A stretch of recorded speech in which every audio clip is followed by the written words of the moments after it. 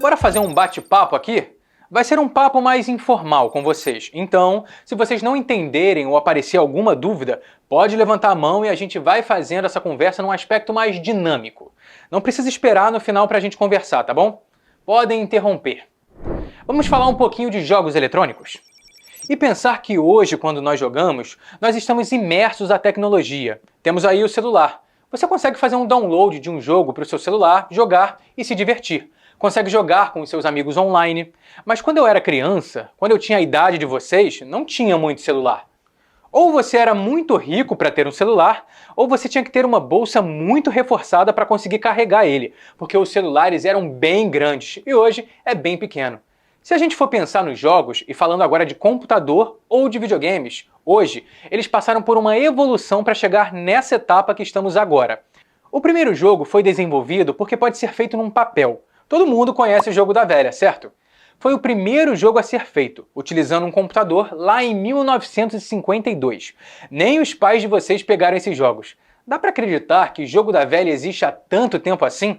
Depois, lá na década de 70, começa a criação dos consoles. Mas peraí, todo mundo sabe o que é o console, certo? Console é um videogame. Se liga só, nós temos aqui algumas novidades. Celulares, tablets, computadores, que são o seu PC ou o seu notebook. E temos os consoles, que são os videogames, como por exemplo o PlayStation, o Xbox, beleza? Vocês sabiam que o primeiro console lançado foi lá na década de 70? E ele se chamava Odyssey, e esse console era desse jeito. Olha só a diferença que é de agora. Se você joga no PlayStation, no Xbox, olha como era antes. Vocês já viram máquina de escrever? Parece muito uma máquina de escrever. Agora, voltando. Esse jogo, o primeiro videogame lançado, não tinha imagens, ou seja, todos os jogos para esse videogame só tinham bolinhas ou tracinhos. Você já tinha uma imagem dele, você não via a imagem ali de uma pessoa ou uma coisa mais real como nós estamos acostumados hoje, beleza? Passou a década de 70, chegamos agora na década de 80. Mas peraí, todo mundo conhece aqueles dois personagens que estão ali no cantinho, certo? Isso mesmo, Mario e Sonic. O Mario é mais velho do que eu. O Mario foi concebido em 1982, então ele está quase com 40 anos. Mas por que eu coloquei o Mario e o Sonic aqui para falar dessa introdução de jogos? O Mario teve um papel fundamental quando nós falamos de jogos, porque hoje nós estamos acostumados a jogar com CDs, os videogames mais modernos com Blu-ray. Antigamente, nós tínhamos os DVDs, olha só como eles eram. Hoje em dia, você vai lá na sua loja de aplicativos e faz o download do seu jogo, tanto no seu PC ou no seu videogame. Então você tem lá na Play Store do Google ou o Microsoft Store, que é do Xbox, entre outros. Mas antes, quando surgiu o Mario e o Sonic, não tinha loja de aplicativos, não tinha download. Ué, então onde conseguimos os jogos? Por fitas. Então, alguém aqui já viu uma fita cassete de rádio? Olha só como ela era. Antigamente, quando você tinha que voltar uma música, você tinha que colocar uma caneta lá dentro e girar tudo para ir rodando e voltar. Não tinha botão de vai para frente nem de vai para trás. Cartuchos de videogames eram parecidos com fitas. A diferença é que não se usava fita magnética, mas sim um chip dentro daquele cartucho. E tinha um mito, que ninguém sabe se isso é verdade ou não até hoje, que tem algumas pesquisas de pessoas que estudam isso, que é o seguinte: assoprar cartuchos faziam ele voltar a funcionar. Olha aí. Na nossa época era assim, o jogo não funcionava, a gente pegava o cartucho de videogame, dava aquela assoprada para tirar a poeira e colocava o cartucho novamente no videogame. E por incrível que pareça, não sei se é coincidência ou não, o negócio voltava a funcionar. O Mario trouxe os primeiros gráficos para os jogos. Nós chamamos de gráficos modernos, e aí tudo se popularizou. Com isso, nós entramos aqui nos consoles de 32 bits, sendo o Atari, que tinha Sonic da Sega, um dos primeiros. E depois fizeram um com a entrada do Super Nintendo. O Super Nintendo matou o Atari. E por quê? Porque a Nintendo, que é a empresa que desenvolveu o Mario, por exemplo, pensou num catálogo de jogos exclusivo. Eles criaram um meio onde empresas de pirataria não conseguiam criar jogos piratas para o seu videogame.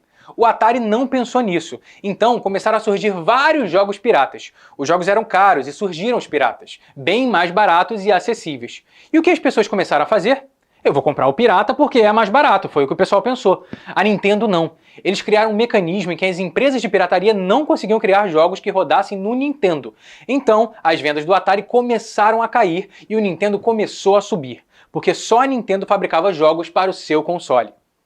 E aqui nós chegamos agora nos anos 2000, que é a era do ouro dos consoles. E por quê? Porque uma empresa bem pequenininha surgiu no mercado. Vamos falar agora do PS2. Por que eu não mostrei no PS1? Porque quando surgiu o PlayStation 1, ele não fez muito sucesso, porque ele era muito caro. Vamos fazer uma analogia. O salário mínimo de hoje está na casa dos R$ 1.400, mas quanto estaria um PlayStation? R$ 1.200. Então, se nós formos pensar, eu vou ter que trabalhar 25 dias do meu mês só para conseguir comprar o meu videogame. E as outras contas que nós temos? Aluguel, água, luz, comida. Com 1.400 não rola de comprar um PlayStation, né, gente? Já o Mega Drive teve uma ascendência junto com o Super Nintendo, né? O Mega Drive foi uma evolução da Sega. Foi entre os dois. Mas o que aconteceu com o Mega Drive? Não tinha o poder para processar dados como o Super Nintendo tinha. Agora, voltando aos anos 2000, por que o PlayStation 2 é um marco do aspecto tecnológico dos jogos? Porque com ele, e também com a leva dos videogames, a Microsoft criou o Xbox. Mas foi com o PlayStation 2 que houve o grande boom. Ele bateu o recorde de vendas. O PlayStation teve mais de 106 milhões de unidades vendidas em todo o mundo. Foi o videogame que mais vendeu na história em seu lançamento. Ou seja, o mundo inteiro comprou o PlayStation 2. Brincadeira, mas foi muita gente. O PS2 Slim surgiu um tempo depois. Eles viram que muita gente comprou, só que a maioria que comprou tinha um poder aquisitivo um pouco mais alto, e grande parte do público que gosta de jogos não tinha essa grana para comprar o PlayStation 2, e aí eles criaram o PS2 Slim. Eles diminuíram o poder gráfico do videogame, ficou um pouquinho mais fraco, mas ficou também bem mais barato. Com isso, se popularizou mais ainda o PS e mais gente conseguiu comprar. Também aí surgiu o Xbox, o que foi um marco também para a Microsoft. Hoje nós estamos nos consoles modernos. Eu acho que esse aqui é o sonho de consumo de cada um de vocês aí. Alguém aqui tem um PlayStation 5? Olha, se alguém tiver, eu quero ir na sua casa jogar, hein? Me chama! Eu queria muito ter um PlayStation 5, mas eu não posso ter. Custa R$ 5.000, ou seja, eles são muito caros.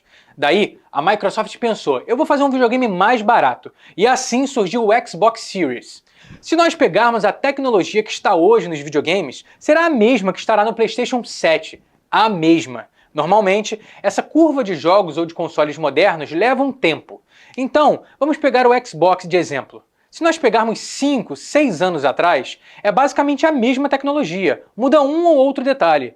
Só se você for muito fanboy do negócio, ou seja, se para você for, não, eu quero comprar um PlayStation 7 porque eu amo PlayStation, eu quero ficar antenado, aí vale a pena.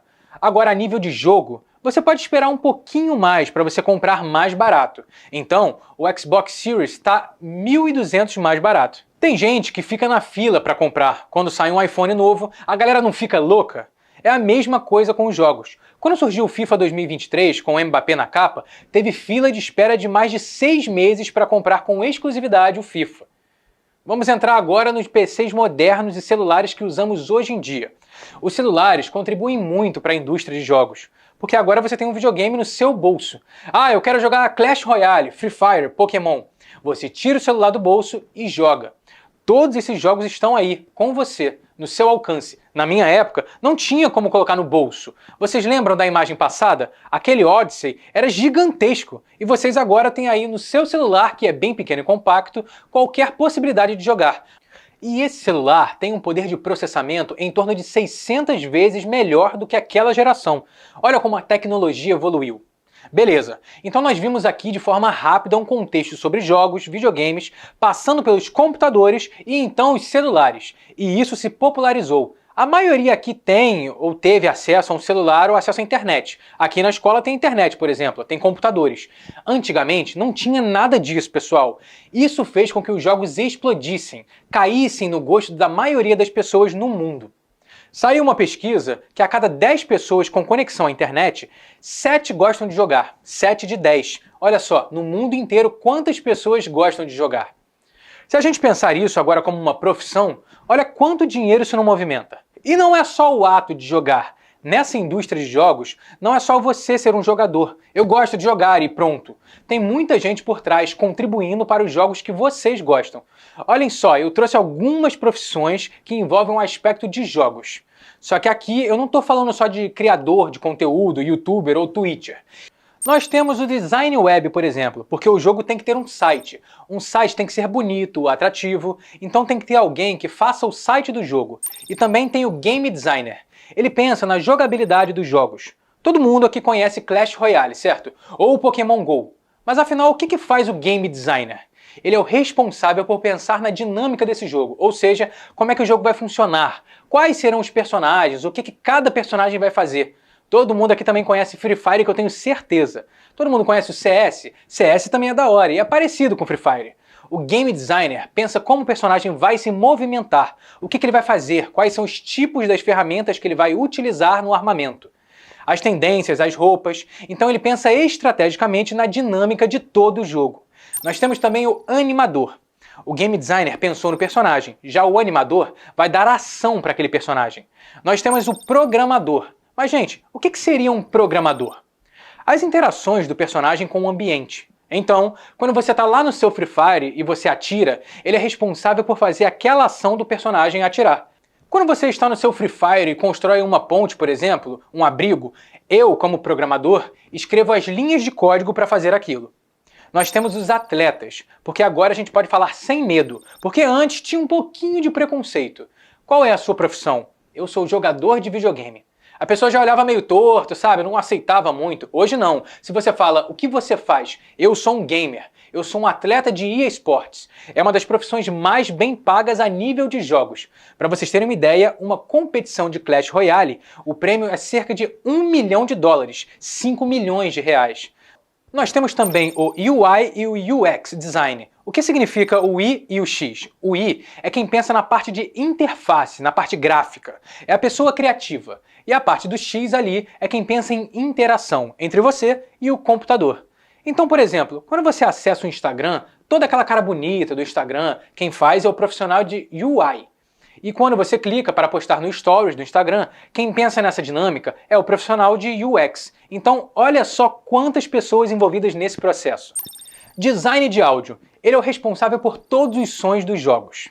E o gerente de projeto, que é o responsável por coordenar todo o resto. A gente precisa ter uma pessoa que coordena todo o time também, o gerente de projetos. É como se fosse um professor. Ele está coordenando o que cada aluno está fazendo ali na sala de aula. E ele que delega as tarefas. Agora, a gente falou só da galera que se envolve para você jogar. Vamos falar também de vocês aí jogando. Basicamente, tirando o atleta de eSports, nós temos 3 profissões que cresceram muito no mercado. E quais são? Narradores. Porque nós temos campeonatos exclusivos de videogame. Então, nós vamos falar um pouquinho de criadores de conteúdo e streamers. São 2 profissões que envolvem jogar e que você ganha dinheiro. Sim, é uma profissão e você recebe para isso. É fácil? Não. Não vou mentir para vocês. Ser um criador de conteúdo, ser um streamer, não é muito fácil não. Todo mundo aqui pode ser criador de conteúdo e streamer. Eu, você, até seus pais podem ser também. Só que ter uma renda, viver disso, é fácil? Não é. Como qualquer outra profissão, se vocês perguntarem para os professores de vocês, perguntem se foi fácil. Chegar onde eles estão hoje foi muito difícil. Foram muitas horas de estudo, cursos, faculdades. E olha só quanta coisa eles tiveram que fazer para chegar aí. Para hoje estarem na sala de aula de vocês. A mesma coisa rola no mundo dos games. Então, qual é a definição do criador de conteúdo? O que ele faz? Basicamente, ele é um profissional que produz conteúdos relevantes e de qualidade. Ou seja, quando nós pensamos em qualidade, você pode pensar o seguinte: tem youtubers que eu sigo e conheço e que não são de qualidade. Eles fazem alguns vídeos que eu não acho que seja de qualidade. Daí eu pergunto para você, por que você assistiu? Porque alguma coisa te atraiu ali, certo? Se te atraiu, tem uma certa qualidade embutida nisso. Sacaram mais ou menos a ideia dos caras? Só que tem 2 coisas, público-alvo e algoritmo de busca. Todo mundo aqui assiste YouTube? Vocês já repararam lá no YouTube, algum youtuber falando assim, deixa o like no vídeo porque o like ajuda demais o canal. Isso é uma frase clichê, todo vídeo fala deixa o like, se inscreve no canal, ative as notificações, o seu like vai ajudar muito no canal. Por que deixar o like ajuda tanto assim o canal? Porque o YouTube vai recomendar esse vídeo para outras pessoas. Então, você deve produzir vídeos pensando em um público-alvo. Eu quero ser um youtuber focando em jogos, de Free Fire, por exemplo. Beleza. Primeira coisa, você definiu o que você quer fazer. Segunda coisa, eu vou fazer vídeos para minha faixa etária, para pessoas mais novas ou para todo mundo. Por quê? A linguagem é diferente. Se você vai fazer vídeo para adultos, você fala de um jeito. Se você vai fazer vídeos para crianças, você fala de outro jeito. Logo, você tem que saber qual é o público-alvo que você quer atingir. Senão, o seu conteúdo vai ser muito vago e você não vai conseguir fidelizar os seus usuários. E o que é fidelizar os usuários no YouTube? É a pessoa se inscrever no seu canal. Então, se você tem que saber qual o público que você está querendo atingir com aqueles vídeos, aí entra uma palavrinha que para mim é um pouco complexa: entretenimento. Todo mundo aqui sabe o que é entretenimento? É você entreter a pessoa até o final do vídeo, você fazer alguma graça, ou seja, quando falamos de entretenimento em jogos, estamos falando de um outro termo que é engajamento. E o que isso significa? Você, nos seus vídeos, consegue segurar aquele usuário do início até o fim do seu vídeo sem ele pular nenhuma parte. Entenderam? Todo mundo aqui na hora de assistir o vídeo pensa, essa parte aqui tá meio chata, acho que eu vou pular um pouquinho pra frente. O que você faz quando rola isso? Você vai e pula pra frente. Isso é entretenimento para quem é um criador de conteúdo. Ou seja, é você cativar aquela pessoa para assistir seu vídeo do início até o fim. Inclusive propaganda. Quem aqui assiste as propagandas que passam nos vídeos? Quase ninguém. Você está lá assistindo o seu vídeo, você não tem YouTube Premium, e o que acontece? Aparece uma propaganda. E uma das maneiras do YouTube ganhar dinheiro é o usuário assistir essas propagandas. Hoje, ser um YouTuber é uma profissão, um trabalho. É uma profissão muito complexa. Daí você pode pensar, eu quero ser um YouTuber, porque eu vou ficar milionário. Porque eu vi o Lucas Neto e ele tem uma mansão. E tem outro YouTuber X que comprou um carro, uma Ferrari. Mas não é bem assim que as coisas funcionam. Para você chegar nesse nível, é muito tempo trabalhando e muito tempo de engajamento.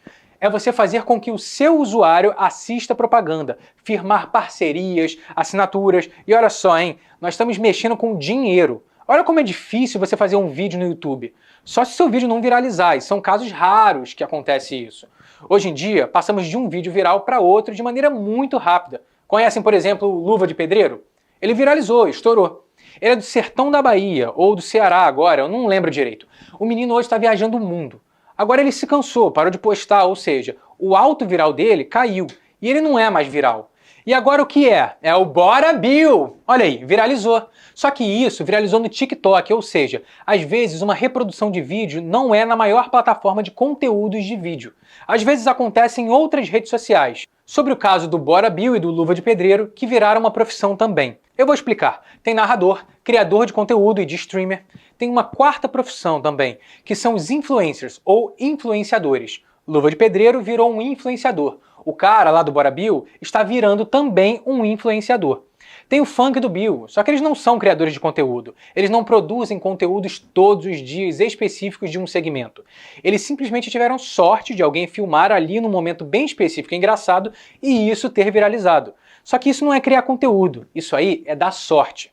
O que acontece é que hoje nós temos empresas de marketing específicas para segmentação de vídeos virais. Teve uma música há um tempo atrás, de um sertanejo, eu estou tentando lembrar aqui o nome mais ou menos da música, mas não está vindo na cabeça agora, pessoal, então releva aí. Enfim, é uma empresa de marketing que pagou para o Neymar 17 milhões de reais. 17 milhões de reais. Eram 3 milhões de euros na época. Para numa coletiva de imprensa, o Neymar fingia que estava atendendo o telefone. Só que o toque do telefone do Neymar era essa música de uma dupla sertaneja. E não existia essa dupla. Eles não estavam estourados, não faziam sucesso. Só que tocou no celular do Neymar o trecho da música. O que aconteceu? A dupla explodiu, viralizou. O Neymar está escutando porque eu não vou escutar. É assim que as pessoas pensam. Então as empresas de marketing estão usando isso como estratégia. Entenderam mais ou menos o que as empresas fazem para viralizar? Elas entram em contato com alguém muito famoso e fazem um acordo com essa pessoa. Hoje, o jogador de futebol, quando faz um gol, o que rola? Eles fazem dancinhas. A maioria dos jogadores fazem gol e dançam. Só que vários desses jogadores famosos recebem para fazer determinada dança ou têm contatos para fazer essas danças. Então, tudo é marketing hoje. A nível de negócios, tudo é marketing. Isso é legal também, não só pensar no financeiro, mas também no social. Tem um jogador que tem um lado social muito legal, é o Richarlison, da seleção brasileira, o atacante. Ele tem alguns contratos de marketing com influenciadores que toda a renda é revertida para associações e entidades sociais. São entidades que cuidam da fome, de câncer. Então olha só que legal, é possível também utilizar esse segmento para o bem, mas no geral, tudo acaba sempre envolvendo dinheiro. E quando você está nessa função de criador de conteúdo, olha quantas coisas você pode trabalhar ali, que te dão possibilidades de criar sempre novos conteúdos. Você pode trabalhar com vídeos no YouTube, na Twitch, você pode trabalhar com áudios, como o podcast, por exemplo. O próprio YouTube tem podcast, o Spotify tem podcast, o Deezer também. Você pode trabalhar com textos, você pode escrever para uma revista especializada, pode ter um blog só falando de jogos e criar parcerias de divulgação de marcas do seu conteúdo. E você também pode ter parceiros. Uma empresa viu que você tem potencial e chega em você e fala assim: olha, eu quero patrocinar o seu canal. Fala da minha empresa aí. Hoje, a maioria dos youtubers, a maior renda que eles ganham são com visualizações, são com parcerias de marketing. Ou seja, um cara está falando de um produto. Então, do nada, o seu youtuber fala assim: hoje tá na moda a Alura. Já viram propaganda da Alura nos canais de youtubers de tecnologia? A Alura é uma plataforma de estudos. Então, o youtuber tá lá falando e do nada, a Alura te dá 30% de desconto se você utilizar o meu código. Acessa lá no site e coloca lá, Bruno10. Você vai ter 10% de desconto. Cada pessoa que assinar usando esse código, o youtuber vai estar ganhando também dinheiro aí em cima disso. Então, as parcerias de marketing são sempre fundamentais. Pessoal, olha só quanta coisa a gente pode utilizar como profissão, mas só saber jogar serve? Por quê? Eu quero criar conteúdo, eu quero ser um youtuber. Eu sei jogar muito bem Free Fire, mas só isso te dá condições para o seu canal crescer na internet? Não vai.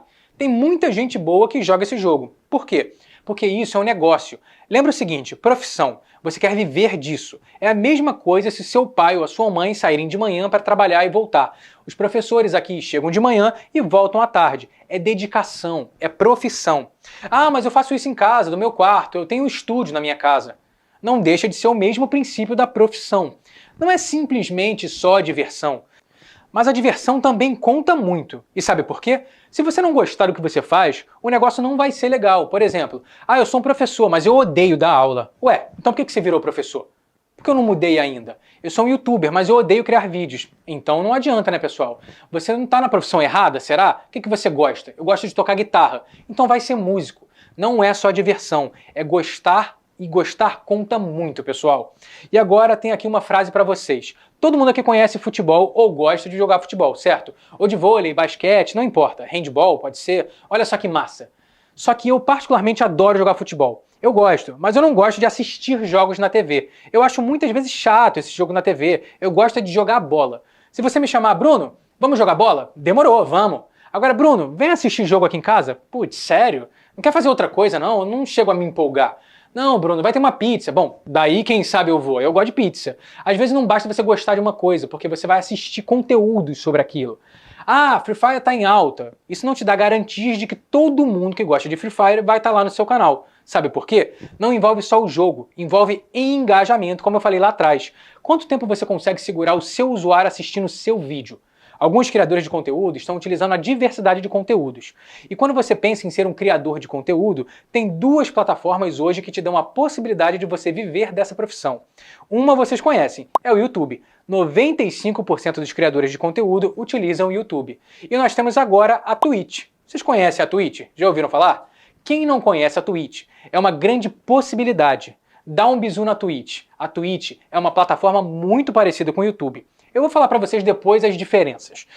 Então, essas duas plataformas são voltadas para a criação de conteúdo, para quem quer viver disso e ter essa profissão. E ali no meio tem 3 plataformas que são Twitter, Facebook e Instagram. Eu não sei se vocês sabem, mas o Facebook não é uma plataforma muito utilizada para divulgação. Facebook é muito famoso só aqui no Brasil. Brasileiro gosta de Facebook, porque é parecido com o Orkut. Vocês conhecem o Orkut? Esse aí, na verdade, é da minha época. Falando em TikTok para games, ainda não chega numa proporção alta para divulgação. Mundialmente falando, a plataforma que mais te dá retorno de divulgação, ou seja, aquela que você divulga e as pessoas vão no seu canal, no YouTube, são o Instagram e a Twitch. São as duas que te dão maior retorno. Tem também o Buiá e o Discord, que são só para jogos. E qual é o segredo aqui? Você deve fazer conteúdo não só para quem gosta de jogar, mas você deve fazer para que as pessoas comecem a gostar do seu jogo. Por exemplo, eu não gosto de Free Fire. Calma, é só um exemplo, gente, pessoal, calma aí. Só que você vai fazer um vídeo lá, e um stories no Instagram, ou publicou no Twitter, e você foi muito legal na sua apresentação, você foi muito criativo. Eu não era um espectador específico daquele criador de conteúdo, que é uma pessoa que gosta de jogar, mas eu comecei a me tornar. Ou seja, você tem que começar a trazer novos usuários para o seu canal. Só que nós temos que ter algumas habilidades na criação desses conteúdos. E quais são elas? Você tem que ser criativo, estratégico, conhecer o seu público e principalmente ser persistente. Se você pegar os maiores canais de jogos do YouTube, a maioria desses canais tem mais de 7 anos de existência. E depois de todo esse tempo começaram a fazer sucesso então. Olha quanto tempo para chegar nisso. Só que aí se popularizou. A galera mais antiga do YouTube começava a fazer mais sucesso por quê? Porque só tinham eles no YouTube. Agora que se popularizou, qualquer um aqui pode ser um YouTuber. Qualquer um. E o que aconteceu? Aumentou a concorrência. Você tem mais pessoas criando conteúdos. Dessa forma, você tem mais pessoas querendo ganhar dinheiro, assim como você. Aumentou a concorrência. Então, o que você tem que ser mais? Criativo. Ter mais o quê? Estratégia. Para quê? Para pessoas que assistem os vídeos das outras pessoas começarem a assistir também os seus vídeos. Ou que os usuários que estão assistindo os seus vídeos não saiam e vão assistir os vídeos das outras pessoas. Tá bom, isso é um pouco complexo, concorda comigo? É muito difícil. Então não basta só você saber jogar, você tem que pensar no criativo, conhecer o seu público. Para quem eu estou produzindo o vídeo? E o que criar? Se eu quero ser um YouTuber, o que eu começo a criar? É uma coisa bem bacana é que hoje esse mercado do YouTube, essa profissão pega desde bem pequenininho até pessoas muito mais velhas. Olha esse cara, ele se chama Brancoala. Ele faz vídeos no YouTube de jogos, conta um pouco da vida dele, da vida dos filhos dele, ou seja, ele faz meio que um vlog, ele conta o dia a dia dele. E nesse dia a dia ele compra brinquedos, brinca com o filho dele lá, compra jogos, joga PlayStation. E o público do Brancoala é um público infantil, e eu como adulto mesmo assim gosto, eu vejo lá de vez em quando. Então olha só o que esse cara tá fazendo, ele consegue atrair os pequeninos e gente mais velha também. E como? Ele está ganhando dinheiro dessa forma. Então, tendências. O que é? O que são as tendências? O que você pode falar nos seus vídeos como criador de conteúdo? Quais são as tendências? Quais são os jogos que estão aparecendo? O que está surgindo no mercado de novidade? PlayStation 5 chegou, por exemplo. Quantos vídeos os youtubers não fizeram de review do PlayStation 5? Mostrando o Xbox One. Ah, vai chegar um jogo novo? Você pode fazer um review desse jogo novo. Ah, vai ter uma competição de FIFA mundial? Você pode fazer um review disso, falando dessa competição também. A gente está falando de tecnologias. O jogar só não basta. Então você pode fazer vídeos de tecnologias. Ah, esse mouse aqui é o melhor mouse para jogar CS, porque ele atira mais rápido, você consegue mexer a câmera melhor. Você pode falar de tecnologia e gameplay. Não dá para você ter um canal de jogos e em nenhum momento você jogar. Você vai ter que jogar. Hoje as gameplays estão fazendo muito sucesso. Você pode falar das novidades, comentários sobre jogos, vídeos explicativos, bate-papos, entrevistas. Hoje está muito na moda os reacts. Todo mundo saca isso? A pessoa passar um vídeo e reagir sobre aquele vídeo. Nos jogos isso também acontece. Fazer reacts. E os vídeos que dão mais views são os vídeos de react. Fazer tutoriais dos jogos? Beleza. Nós sabemos algumas coisas, mas para a profissão, o que interessa? Quanto nós podemos ganhar sendo criadores de conteúdo? Hoje, nós temos algumas regras para você começar a ganhar dinheiro no YouTube. E quais são as regras? Não é só você fazer vídeo e postar no YouTube? Não. Tem algumas regrinhas básicas e sem elas você não ganha dinheiro. Quais são? Você tem que ter no mínimo 4.000 horas de vídeo. Qual que é a média de tamanho de vídeo que vocês assistem? 9 minutos? 12? 4.000 horas, dependendo do tamanho do seu vídeo, dá em torno aí de 200 a 300 vídeos. Você vai ter que criar 200 a 300 vídeos. Olha só quanta coisa. Por isso que a persistência é fundamental. Você tem que ir devagarinho no seu canal, publicando no Instagram, no Twitter, aqui no Brasil, no Facebook, pedindo pra galera se inscrever. Agora 4.000 horas, beleza. Eu tenho 4.000 horas de vídeos. Qual é o segundo passo? Ter no mínimo 1.000 inscritos. Antigamente era mais fácil, só que hoje muitas pessoas querem ser criadores de conteúdo. Então eles aumentaram as regras para você ganhar dinheiro. E para você pegar esse dinheiro? Você tem que no mínimo ter juntado na sua conta $100. Você recebe em dólar no YouTube. E quanto ele paga? De 15 a 40 centavos por propaganda. Então você tem que fazer com que seus usuários assistam os seus vídeos. Tem um site que é o YouTube Creators, ou YouTube Criadores. É uma plataforma no YouTube voltada a quem quer ser um criador de conteúdo. Lá tem diversas informações para essa profissão. E por último, surgiu um novo conceito de profissão. Tem uma maneira mais fácil de criar conteúdos com videogames. Qual é? Fazendo live. Você coloca o seu jogo, pega a própria webcam do seu computador, fica se filmando, se mostrando na tela e fazendo ao vivo. Você fica jogando, simplesmente você joga. não se preocupa com a edição de vídeo, com a qualidade que está sendo feito aquele conteúdo. E as pessoas gostam de assistir jogos em tempo real. Você ganha muito mais dinheiro com isso e é muito mais fácil. Então, se você quer entrar nessa carreira de criador de conteúdo, qual é a dica que eu dou para vocês? Comecem com um streamer. Comece lá na Twitch. Olha só que interessante, você tem uma experiência social melhor. As pessoas estão pagando para interagir com você. Você não precisou ter trabalho, editado um vídeo antes, planejar todo o vídeo. Basta sentar, colocar a câmera para gravar e começar a falar. E a Twitch também paga. Você pode usar isso como profissão. Agora, a Twitch em 2022, se você fizer 40 horas de live e conseguir pelo menos 20 minutos de anúncios nessas 40 horas, eles já te dão $100, R$500. E por fim, nós temos o nosso setup, ou seja, quais são as dicas para você criar conteúdo de maneira melhor? O que você tem que pensar? O que vai ter que gravar? É uma câmera, é o seu celular, é a webcam do seu computador? Você tem que pensar nisso. A qualidade de gravação é boa? Hoje, a maioria das pessoas gosta de assistir ao vídeo na maior qualidade possível. Iluminação também é muito importante. Você tem que estar num ambiente bem iluminado. E também vídeos bem editados têm um engajamento muito maior do que vídeos mal editados. Tanto que nós temos uma profissão, que é editor de vídeos. Bom, eu trouxe aqui algumas coisinhas e eu espero que vocês tenham gostado dessa aula.